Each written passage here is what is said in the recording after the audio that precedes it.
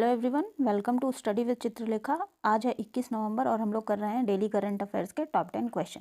तो ये शुरू करते हैं हम आज की क्लास को। पहला क्वेश्चन है, हाल ही में अर्जेंटीना का नया राष्ट्रपति किसे नियुक्त किया गया है? तो इस क्वेश्चन का जो करेक्ट आंसर होने वाला है वो है Xavier Milei. Option number C correct option हो जाएगा। जेवियर माइली जो हैं इनको अर्जेंटीना का नया राष्ट्रपति नियुक्त किया गया है। और रॉबर्ट फिको के बारे में हम अगर बात करें तो ये स्लोवाकिया के पीएम बने हैं। अभी हमने पिछले करंट अफेयर्स में देखा भी था, ये स्लोवाकिया के प्रधानमंत्री बने हैं। ठीक है, इसको भी ध्यान रखिएगा। और जो डेनियल नोबोआ है, ये क्वेश्चन मैं आप लोगों के लिए छोड़ रही हूँ, ये आप लोग मुझे कमेंट सेक्शन में बताइएगा कि इनकी नियुक्ति अभी कहाँ पर हुई है। ठीक है, अगला क्वेश्चन देखते हैं। क्वेश्चन नंबर 2, हाल ही में किसने 2023 का जेसीबी पुरस्कार जीता है? तो जेसीबी पुरस्कार जो है पेरुमल मुरुगन ने जीता है। Option number D correct option हो जाएगा। ये एक तमिल लेखक हैं ये। ठीक है, और इनकी एक कृति है जिसका की नाम है, ये तमिल की कृति है जिसका नाम है आलंदा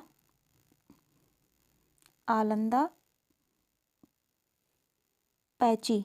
ठीक है, आलंदा पैची इनकी पुस्तक है, इनकी कृति है, जिसके लिए इनको जेसीबी पुरस्कार दिया गया है। ठीक है, अब बात करेंगे हम इसके इंग्लिश ट्रांसलेशन की। तो आलंदा पैची का जो इंग्लिश ट्रांसलेशन है वो किया है जननी, इनका नाम है जननी कन्नन। ठीक है, जननी कन्नन ने इसका इंग्लिश ट्रांसलेशन किया है।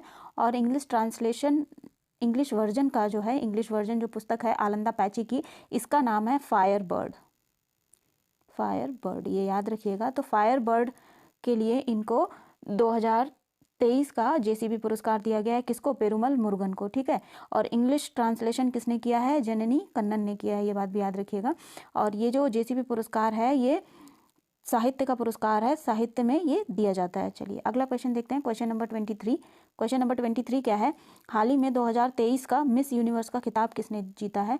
तो मिस यूनिवर्स का 2023 का जो खिताब है वो जीता है सेनिस पालासियोस ने। Option number B correct option हो जाएगा।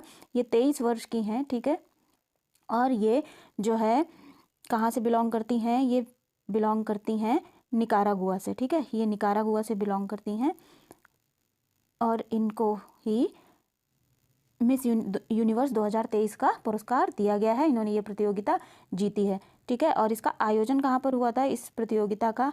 तो इसका आयोजन हुआ था एल सल्वाडोर में। एल सल्वाडोर याद रखिएगा, जगह का नाम सल्वाडोर है, ये एल सल्वाडोर में। ठीक है, ये भी याद रखिएगा।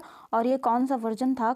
तो ये 72वां आयोजन था इस प्रतियोगिता का, मिस यूनिवर्स प्रतियोगिता का। ठीक है, अब बात कर लेते हैं 2022 की मिस यूनिवर्स कौन रही? तो वो थी आर बोनी गैब्रियल। ठीक है, और ये अमेरिकी मूल की हैं। ठीक है, अमेरिका की हैं, ये यूएसए से बिलोंग करती हैं, ये याद रखिएगा। चलिए बढ़ते हैं अगले क्वेश्चन की तरफ। उससे पहले अच्छा बात करते हैं, मिस यूनिवर्स की तो हो गई बात, अब बात करते हैं मिस वर्ल्ड के बारे में। तो मिस वर्ल्ड 2023 का आयोजन कहाँ पर किया जाएगा? ये इंपॉर्टेंट क्वेश्चन है, इसको अच्छे से ध्यान में रखिएगा। ये इसका आयोजन किया जाएगा भारत में। ठीक है, इसीलिए ये इंपॉर्टेंट हो जाता है। और 2021 में अभी मिस वर्ल्ड कौन बनी थी, इसका ऑप्शन आप जो है इसका आंसर मुझे कमेंट सेक्शन में दीजिएगा। अगला क्वेश्चन देखते हैं। क्वेश्चन नंबर 4, हाल ही में किस राज्य के सीबक थॉर्न फल को जीआई टैग मिला है? तो सीबक थॉर्न फल जो है लद्दाख में पाया जाता है। ये लद्दाख का फल है, ये एक औषधीय फल है। ठीक है, इसे वंडर बेरी और लेह बेरी, ठीक है, लेह बेरी, और इसको जो है लद्दाख गोल्ड के नाम से भी जाना जाता है। जैसा कि ये आप लोग इमेज में देख सकते हैं, इस फल में जो है विटामिन ए, B2 और C, इसके साथ साथ ओमेगा ऑयल भी पाया जाता है। इससे पहले लद्दाख के 3 और प्रोडक्ट्स को जीआई टैग मिल चुका है, जो कि हैं पश्मीना शॉल, लद्दाख की पश्मीना शॉल, खुबानी और लद्दाख की लकड़ी की नक्काशी। ठीक है, इनको भी जीआई टैग मिल चुका है। अब बात कर लेते हैं पहले जीआई टैग के बारे में। तो पहला जीआई टैग जो है दार्जिलिंग टी को दिया गया था। किसको दिया गया था? दार्जिलिंग टी को दिया गया था। कब दिया गया था? 2003-4 में। ठीक है, ये बात भी ध्यान रखिएगा। चलिए बढ़ते हैं अगले क्वेश्चन की ओर।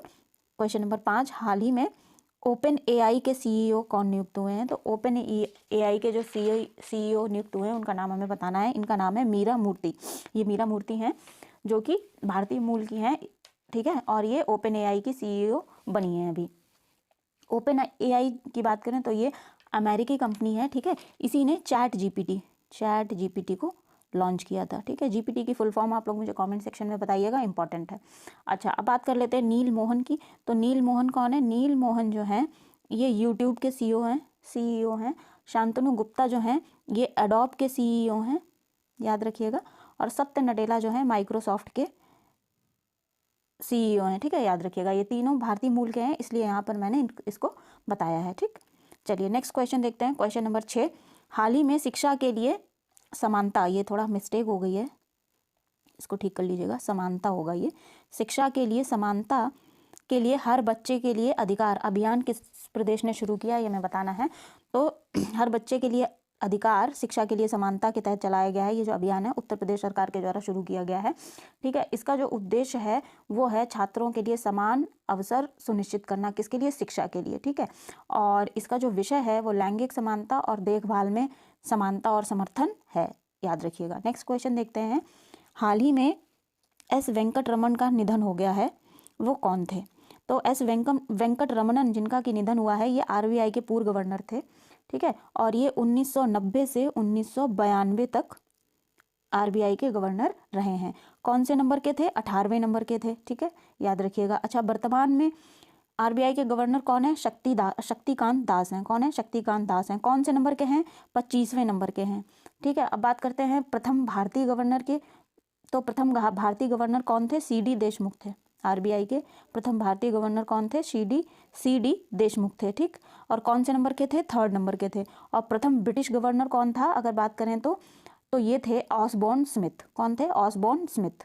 चलिए अगले क्वेश्चन की तरफ बढ़ते हैं। अगला क्वेश्चन है, हाल ही में महिला नेतृत्व वाले स्टार्टअप की संख्या में टॉप पर कौन है? तो महिला नेतृत्व वाले स्टार्टअप की संख्या में टॉप पर बेंगलोर है या बंगलुरु है। ठीक है, बंगलुरु में इस प्रकार के जो है 1783 स्टार्टअप्स हैं जिन्हें महिलाओं के द्वारा लीड किया जा रहा है। दूसरे नंबर पर कौन है? दूसरे नंबर पर मुंबई है जहां पर 1480 हैं। और तीसरे नंबर पर न्यू दिल्ली है जहां पर 1195 स्टार्टअप हैं जिन्हें महिलाओं के द्वारा लीड किया जा रहा है। तो टॉप पर कौन है भारत में?